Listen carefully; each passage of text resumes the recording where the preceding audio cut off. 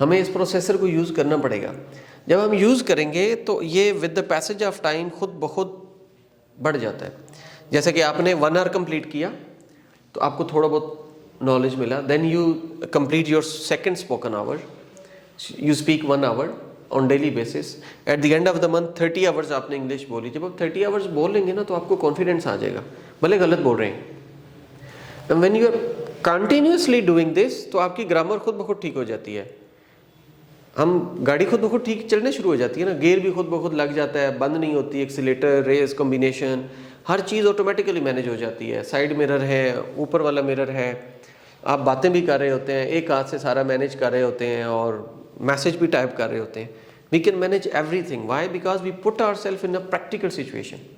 So when we put ourself in a practical situation तो यहाँ से ये चीज़ें खुद ब खुद ऊपर आना शुरू हो जाएंगी। ग्रामर खुद ब खुद आ जाएगी, वोकैबुलरी खुद ब खुद आ जाएगी, सेंटेंस स्ट्रक्चर खुद ब खुद आ जाएगा।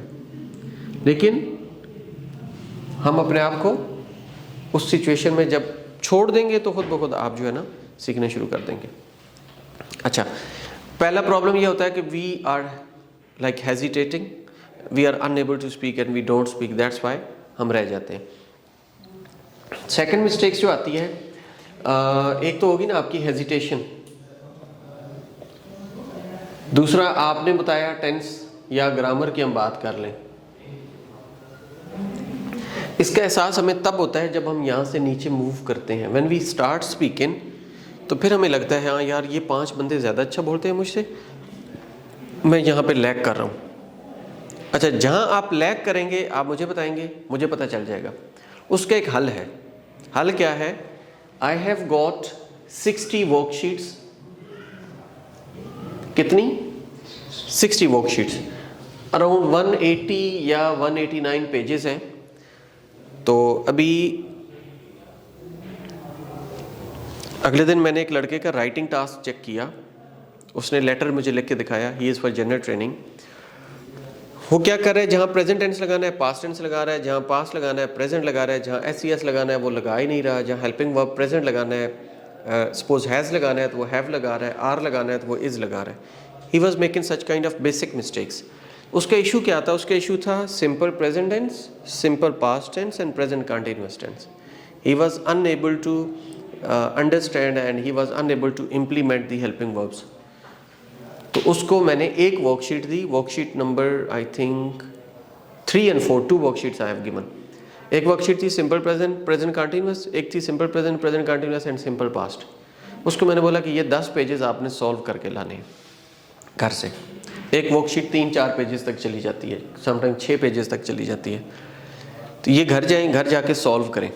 जब सॉल्व करेंगे किसी के साथ बैठेंगे, वो आपको बताएगा सिंपल प्रेजेंट टेंस में तो डू डज होता है, प्रेजेंट कंटिन्यूअस में इज एम आर होता है, जब नेगेटिव बनाते हैं do not, does not, is not, am not, are not. हालांकि ये बिल्कुल बेसिक्स है, लेकिन जिसको नहीं आती या जिसने रिकॉल करनी तो है, इसके बगैर तो हम सेंटेंस ही नहीं बना सकते। फिर सिंपल पास्ट में आपने डिड लगाना है, डिड नॉट लगाना है, कौन सी फॉर्म लगानी है, वो सारी चीज़ें उसको एक्सप्लेन की और फिर वो करके लाया है। तो वो काफ़ी हद तक आप इम्प्रूव कर जाते हैं। सो इम्प्रूवमेंट कैसे आएगी? With your practice.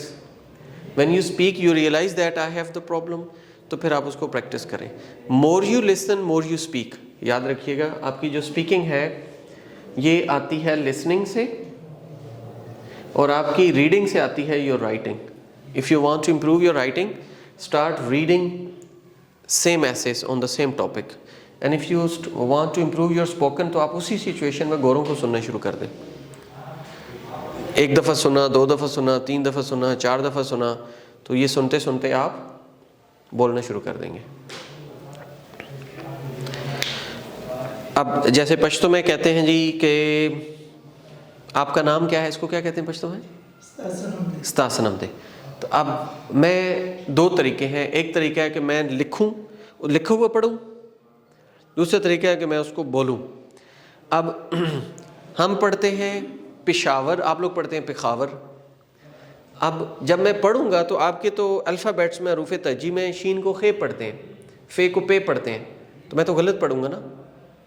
अगर मैं रीडिंग से स्पीकिंग लेकर आऊँगा, रीडिंग से स्पीकिंग, तो मैं तो पढ़ूंगा ही गलत। क्यों? उस लैंग्वेज में किसी और तरीके से पढ़ा जाता है। जैसा कि अ वर्ड इज़ पिज्जा।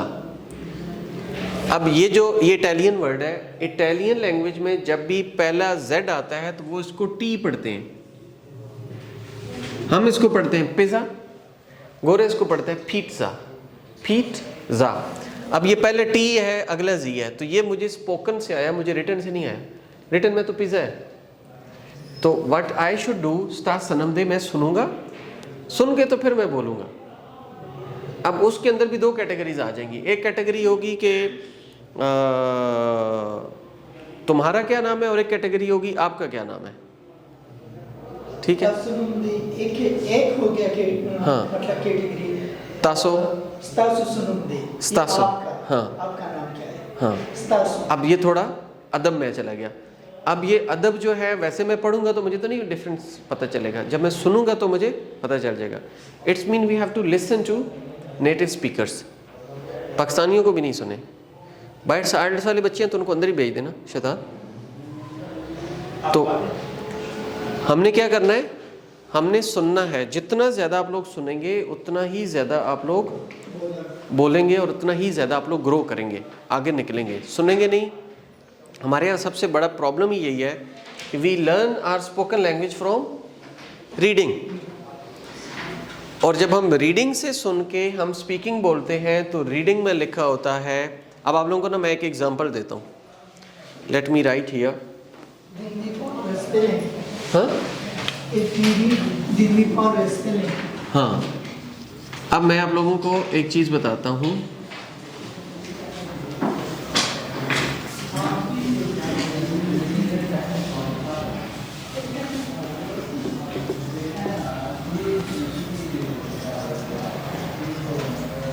ये क्या लिखा हुआ है,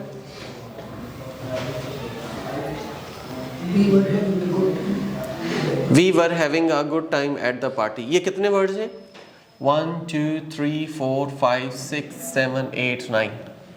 ठीक है, आप पढ़ें इसको। ये क्या लिखा हुआ है, We were having a good time at the party. और कोई बंदा जी। We were having a good time at the party. अच्छा, हम जितने भी बोल रहे हैं इससे शो होता है कि हम अंग्रेजी यहाँ से सीखते हैं। क्यों? उसकी वजह यह है कि हम हर बंदा यहाँ पे पॉज कर रहा है। We were having a good time at the party, we were having a good time at the party. हम हर स्पेस को पॉज दे रहे हैं। ऐसा ही है, कोई ऐसा बंदा है जो इससे थोड़ा तेज बोले, इनको ब्रिजिंग करे, इनकी कहीं पे कॉन्ट्रैक्शन करे, इनको कहीं पे आपस में लिंक करे, ये वाली जो चीज़ है। कोई ऐसा बंदा है जो इस रूल को जानता है? कॉन्ट्रैक्शन का तो मालूम है मुझे, लेकिन अभी मेरी प्रैक्टिस नहीं है। अच्छा, ये रिटन लैंग्वेज है ना, रिटन लैंग्वेज में कितने वर्ड्स हैं? 9 है। अब मैं आप लोगों को बताता हूँ कि स्पोकन लैंग्वेज क्या होती है। तो आइल्स एग्जामिनर में जो गोरा है वो आपकी स्पोकन लैंग्वेज देख रहा है, वो आपकी रीडिंग नहीं देख रहा। हम जो बोलते हैं हम स्पोकन में रीडिंग बोलते हैं और उसको फौरन पता चल जाता है। हमने क्या करना है, हमने वी वा, तो इसको हमने वी वा, ये हो गया, सॉरी, हमने इसको एक वर्ड बनाना है, वी वा, ये एक वर्ड बन जाएगा। हैविंग आ, ये एक वर्ड बन जाएगा। एंडिंग आईएनजी गोरा नहीं पड़ता। वीवा हैविना, वीवा एक वर्ड स्पोकन का, हैविना एक वर्ड स्पोकन का, यानी कि one word good time. First word ending consonant और सेकंड वर्ड बिगिनिंग कॉन्सोनेंट। क्या बोले? First word ending consonant, second word beginning consonant. When they both are same तो हम क्या करते हैं, फर्स्ट वर्ड एंडिंग कॉन्सोनेंट को पढ़ते ही नहीं है। तो ये क्या हो जाता है, गुड टाइम, ये एक वर्ड बन जाता है। तो इसको गुड टाइम को मैंने ये कर दिया, good time at the, ending T beginning T, ये एक वर्ड बन जाएगा। एट द पार्टी, ये टी वाई था। अब मेरे स्पोकन के कितने बन गए? 1 2 3 4 5। स्पोकन के 5, रिटन के 9। अब मैं इसको पढ़ूंगा, repeat after me. We were having a good time at the party. अब इस सारे को एक ही सांस में पढ़ना है, ठीक है? अब सारे पढ़े एक ही सांस में। अच्छा, आप लोग फील करेंगे कि हम ना चाहते हुए भी रुक रहे हैं। We were having a good time at the party. अब 5 तो बन गए, लेकिन 5 भी अलग अलग हैं। अब इन 5 को हमने जोड़ना कैसे है? We were having a good time at the party. यानी कि आप जब वॉइस नोट आजकल हम सबको सेंड करते हैं ना, तो हम वॉइस नोट सेंड करते हैं तो जब हम नहीं बोलते तो वो नीचे आ जाता है, जब हम बोलते हैं तो वो ऊपर चलता जाता है। जो ही ब्रेक लगाते हैं तो वो नीचे आता है। तो हमारी जो फ्लुएंसी होनी चाहिए वो यहाँ पे रहनी चाहिए, टॉप पे, वो नीचे ना आए, ये ना करें।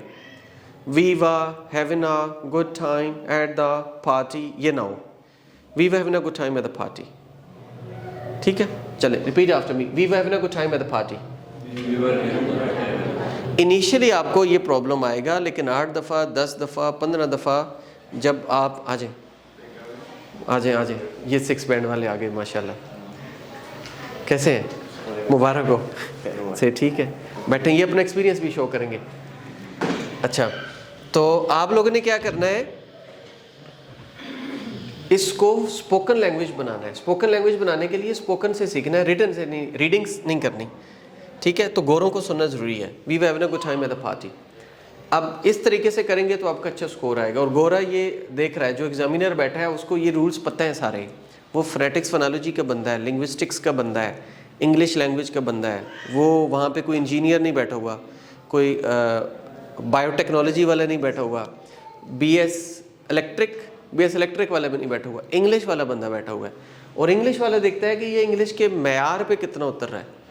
जितना ज़्यादा गोरों की तरह बोलेंगे उतना ज़्यादा स्कोर लेंगे, और जितना ज़्यादा हमारे पंजाबी, पाकिस्तानी या पठानों की तरह बोलेंगे उतना ज़्यादा स्कोर अपना कम करेंगे। अब ये आपके ऊपर है कि आप गोरों की तरह बोलना चाहते हैं या पाकिस्तानियों की तरह बोलना चाहते हैं। गोरों की तरह बोलेंगे तो अच्छा स्कोर आएगा।